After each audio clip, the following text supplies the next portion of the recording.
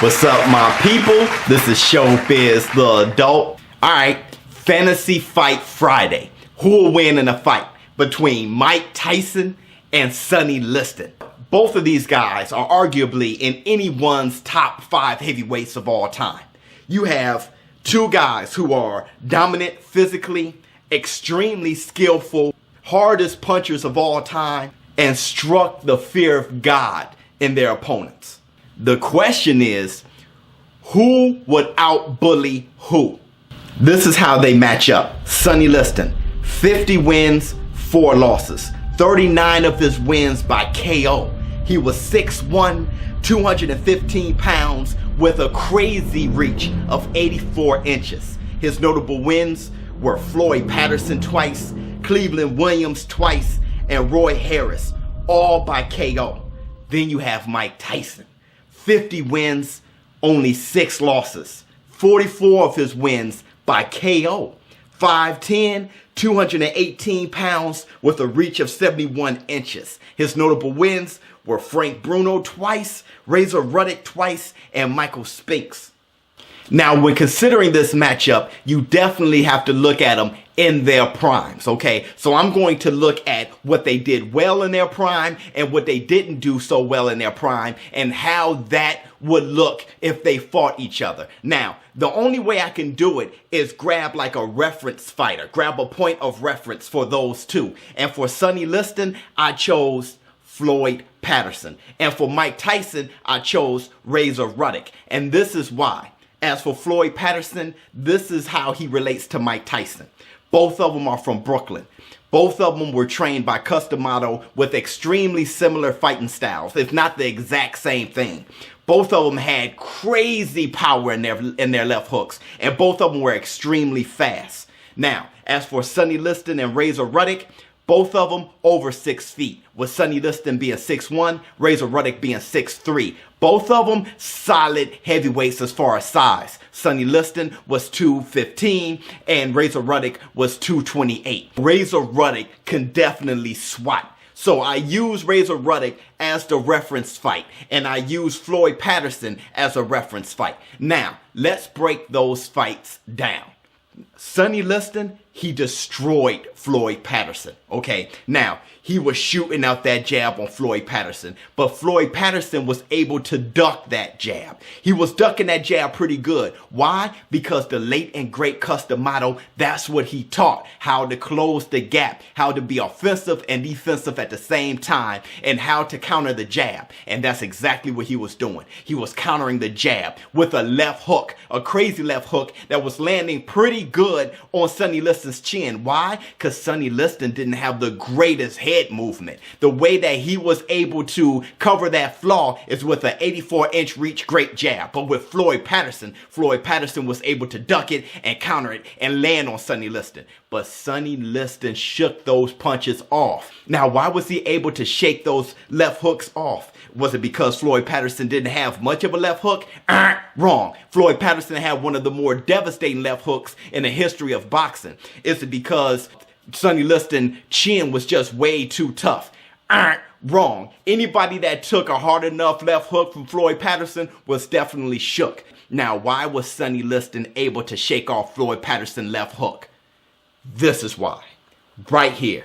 Look where Sonny Liston is looking, and look where Floyd Patterson is looking. The fight was over before it started. Floyd Patterson was throwing that left hook, not to hurt, not to maim, not to murder, but to not make Sonny Liston angry. So that left hook was landing, and it was landing pretty good. So you put Mike Tyson in there instead of Floyd Patterson, and you see Mike Tyson, who is stronger, more explosive, countering the left jab of Sonny Liston with a left hook of his own that's going to land on the button. And when he throws that thing, he's going to throw it to hurt, to maim, to murder. And I'm telling you, Sonny Liston is not shaking it off the way he was able to shake off the left hooks from Floyd Patterson. But how was Sonny Liston able to be victorious over Floyd Patterson? What does Sonny Liston do right? He started throwing that lead uppercut that was landing. And from Sonny Liston, not too many have to land. Sonny Liston was landing a few of those, and what happened to Floyd Patterson? He dropped, and when he dropped permanently. Now, would that lead uppercut land on Mike Tyson? Let's look at the Razor Ruddock fight. What was the most significant punch that Razor Ruddock was throwing and landing pretty well on Mike Tyson? The uppercut. The uppercut. He was throwing the uppercut on Mike Tyson, and even Razor Ruddock was able to land on Mike Tyson. But Razor Ruddock is no Sonny Liston. And if Sonny Liston is landing those type of blows on Mike Tyson, I bet you Mike Tyson is going to feel it, and he's going to feel it more than he was feeling Razor Ruddock's. Mike Tyson can definitely get shook by Sonny Liston. So for me, it boils down to two punches. Mike Tyson's left hook and Sonny Liston's uppercut. Because Sonny Liston's best punch was his jab, but Mike Tyson is going to duck that. And Mike Tyson is going to counter it the way Floyd Patterson was taught. And that's the same way Cus D'Amato taught Mike Tyson. He's going to counter that. And he's going to hit Sonny Liston right on the jaw. But Sonny Liston has a punch of his own, which is the uppercut. And he's going to land that. And it's going to land on Mike Tyson and hit him square on the jaw. So the question is, who can land their punch significantly enough to be victorious? The only way I can approach that question is by looking into their hearts. Looking into what happens when someone else is landing some punches on the other, and how do they respond to it? So I guess the question isn't who will land their punch more significantly. It's who will respond better to the other's significant punch. The best way I can do that is look at fights where they were taking significant punches from their opponent in their primes, and how did they respond to it? Of course, I'm not going to look at Sonny Liston later on when he was 185 years old. No one knows how old Sonny Liston was, by the way. And no way am I going to look at the Buster Douglas fight. Mike Tyson was high on coke. Everyone knows that. No way am I going to look at Danny Williams. No way am I going to look at Lennox Lewis. And I'm not even going to look at Evander Holyfield. What I'm going to do is look at that Frank Bruno fight. Frank Bruno, he caught Mike Tyson with a hook during the exchange. And when he did, Mike Tyson was hurt. He was wobbled. You can see it. You can look at him that he was in trouble. But how did Mike Tyson respond? How did a prime Mike Tyson respond? A Mike Tyson who was in there not to just get paid to pay off Uncle Sam, not to just be in there because it was scheduled, but a Mike Tyson who was in there to win. How did he respond when he was rocked by Frank Bruno? He stuck to him like glue. He jumped all over him. He didn't even have his legs under him, but he jumped all over him, and he did not let up on the pressure. He actually did the opposite, confusing Frank Bruno, making Frank Bruno feel that he just shook off that punch when really, Mike Tyson was hurt. That's how Mike Tyson respond. A prime Mike Tyson respond. Now let's look at Sonny Liston. Sonny Liston went up against Muhammad Ali twice. In the second fight, he was dropped. And he stayed on the ground for a 10 count. Muhammad Ali threw the famous anchor punch, and it dropped him. But it wasn't the punch that kept him down. It was his pride. Sonny Liston, he did the math. He did the ratio. He did the averages. He said, how many punches am I throwing and landing versus how many punches Muhammad Ali is throwing and landing? And you know what? I extrapolate that, and I am not going to win this fight. I might as well stop right here and let this 10 count ride out. I'm not going to win. He quit. And that was the second time he quit. He quit against Muhammad Ali the first time. He quit in his corner. So, who would respond better to the other significant punches in their prime?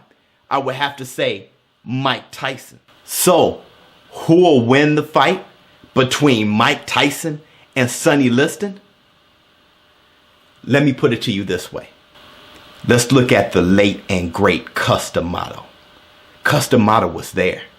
He was there when Sonny Liston murdered Floyd Patterson twice. his prize fighter, Floyd Patterson, the two-time world champion, the youngest heavyweight champion ever. He was there when Sonny Liston destroyed him. And that was like a stain on his brain. For years, he was looking for a Sonny Liston killer. That's all he needed. He needed a heavyweight that he could train to beat Sonny Liston. That's all he trained Mike Tyson to be. He was the custom model monster. He was the Sonny Liston weapon. All he needed to do was to find a heavyweight that can beat a Sonny Liston, and that heavyweight will go down as the greatest heavyweight of all time. He created the Sonny Liston killer in Mike Tyson. Somebody who can avoid the jab, and somebody who, in his brain, is a monster. In his brain, he's the bully. In his brain, if he goes up against that big mountain of a man, he won't retreat like Floyd Patterson did. He made a Floyd Patterson, Sonny Liston mix. He made a guy who would counter the left jab. And when he comes back up with a left hook that will crush your face in. He made a guy that was scary. He made a guy who struck fear on his way to the ring. He made a guy that would make the other guy quiver the way Sonny Liston made Floyd Patterson quiver. What he made was the ultimate Sonny Liston weapon. Who will win between Mike Tyson and Sonny Liston? Mike Tyson. Why? Because he was designed to beat Sonny Liston. Showbiz the adult. Listen to Showbiz. I'm out. Or boxing. What's better?